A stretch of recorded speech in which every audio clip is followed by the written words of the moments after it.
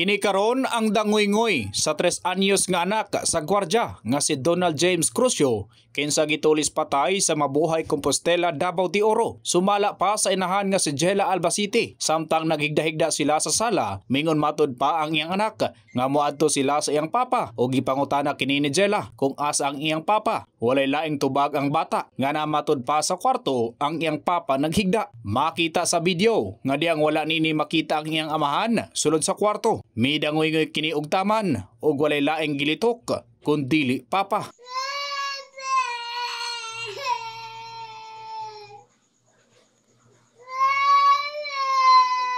Kahibaloan nga igura unta may escort sa teller si Crucio nga mokuha og dakong kantidad sa kwarta nga 3.7 million pesos sa dakong tindahan sa Mabuhay Compostela, Davao de Oro aron ideposito sa bangko. Apan kalit nga migawas ang duha ka mga suspek diyang pasakay na unta kini sa pick-up kauban ng teller dayon tion sa armas ug pabuto sa makadagang higayon sa iyang lawas hinungdan sa iyang kamatayon. Sa karon pabiling hustisya ang singgit sa pamilya. Huwag na mo ang hustisya nga among ipangayo.